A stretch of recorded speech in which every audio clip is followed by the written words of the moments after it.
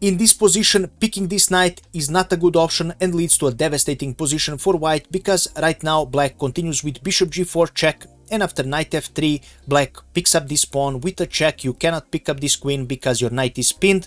You are forced to go on f2, after which black continues with bishop c5, and right now after bishop e3 queen picks up on e3 is checkmate, and you are forced to give up your queen in order to save the game. Hello and welcome back to the channel, ladies and gentlemen. In today's video we are starting a new video series called Prettiest Chess Miniatures, where I'm going to share the best chess games from different eras, sorted by chess openings and based from a book I recently purchased.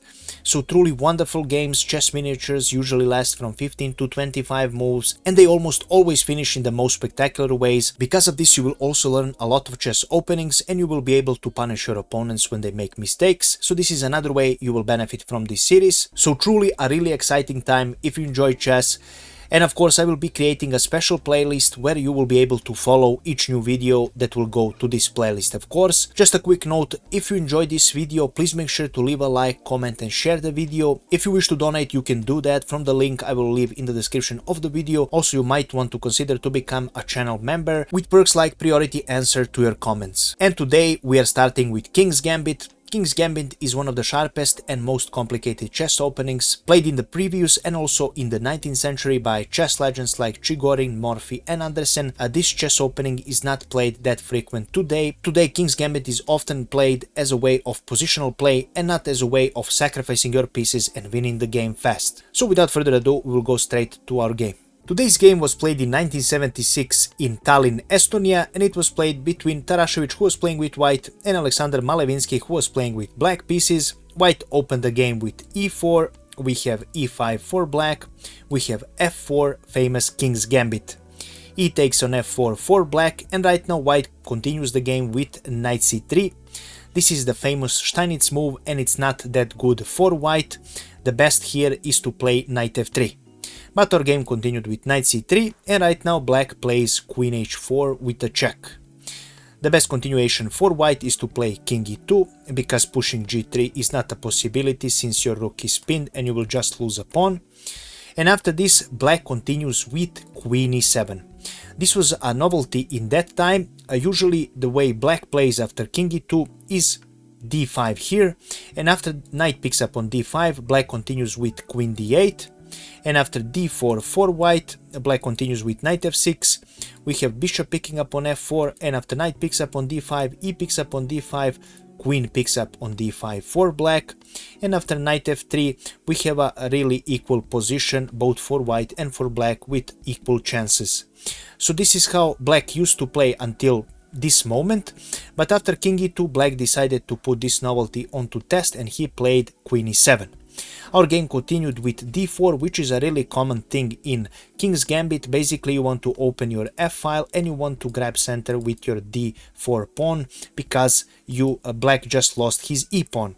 That's the idea here. Right now black continues with knight f6, and right now white decided to play king f2. Now it is worth noting that after knight f6, if white tried e5, this is not good because white won't be able to save this pawn. I will now show you the sequence. Of course we continue with d6, since this pawn is pinned of course by this queen. And after bishop picks up on f4 we continue the pressure with knight c6. Still this king is under pin, so this pawn cannot be taken. And after knight f3 for white we continue with bishop g4, right now pinning this white knight. After king f2 we continue with d picks up on e5, and after d picks up on e5 we as black continue with queen c5 check. After bishop e3 is played we continue with bishop picking up on f3, right now attacking white's queen. And after bishop picks up on c5 we continue by picking up his queen as well. And after bishop picks up on f8 we continue with beautiful knight g4 check. After this the best for white is king g1, and after that we will pick up this pawn, and after white picks our own pawn on g7 we will continue with rook g8, and we have 0.7 advantage by the computer, and as you can see this is a better position for black. So this is why if pushing e5 is not good in this position, and that is why white played king f2. Our game continued with d5 undermining in the center for black, and right now white decided to play e5. Again, I will show you a variation that e picks up on d5 is not good at all. I will now show you. So after e picks up on d5, knight g4 is what follows for black, and after king goes on f3, we continue with knight e3, a really powerful move. We are forcing white to trade queens. This knight is simply untouchable. If this knight is picked up by this bishop, queen picking up on e3 is checkmate, believe it or not. That's how bad the situation is for white. So after this move, the best continuation for white is to play queen e1, and after that we will pick up this pawn. White will pick up our queen, and after bishop picks up on e7, white will try to counterattack and pick up this pawn.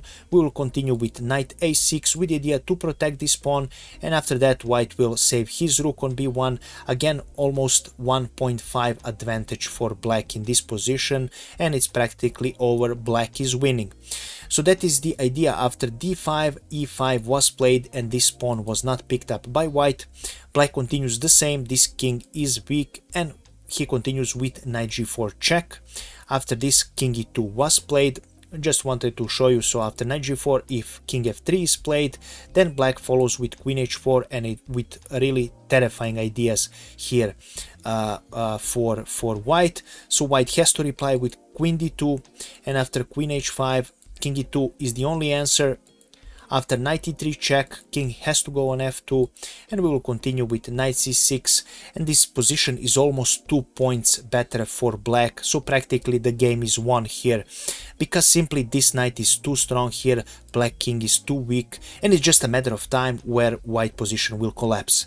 So that is why after knight g4, king e2 was played, and after that black continues by sacrificing his knight. Knight picks up on e5, and after this move, white doesn't want to pick up this knight. He continues with knight picking up on d5 and attacking this queen. Now we will go a move back. So after knight picks up on e5, what would happen if white decided to pick up this knight? Then the game would continue with devastating attack for black with bishop g4 check.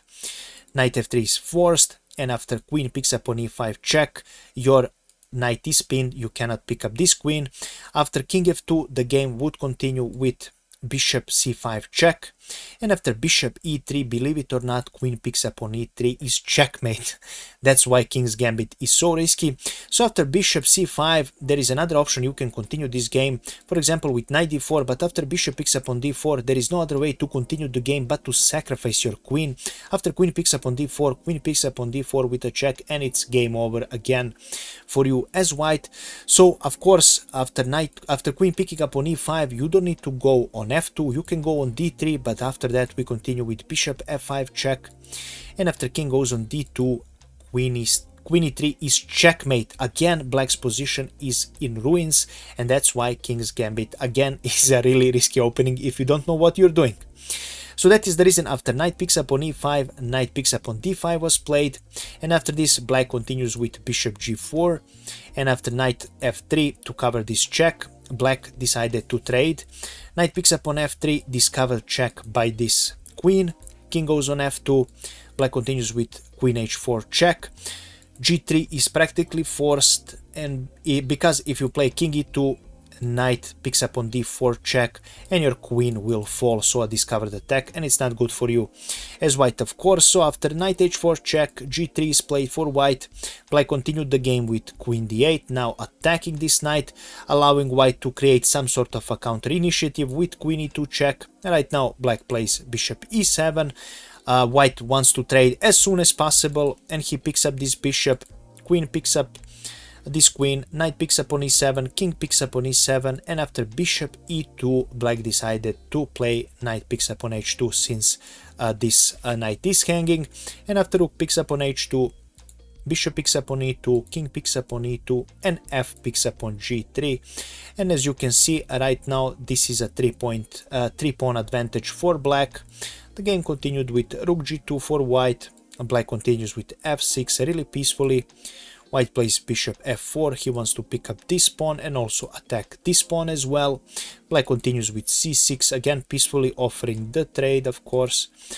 White continues with bishop picking up on g3, knight d7 was played for black, king d3 was played for white, king f7 for black, we have c4 for white, g5 for black, right now pushing his open pawns, we have b4, a5 to counter this sort of attack by white pawns, and after rook f1 and king g6, white resigned the game because simply there is nothing you can do. This is a clear one endgame for black with 2 pawns up and a much better position. And this is how this game ended, and this is all I have prepared for you today. If you have any questions about the position, if I missed something, please let me know in the comments below. Also, as always, please like the video and share it, it helps me a lot. If you wish to donate, you will find the link in the description of this video. Every donator will be listed on my list, as you can see on this video as well. You can also become a channel member, and I really appreciate all of your support, and we will be seeing each other in the next video. Thank you for watching and have a nice evening. Bye bye.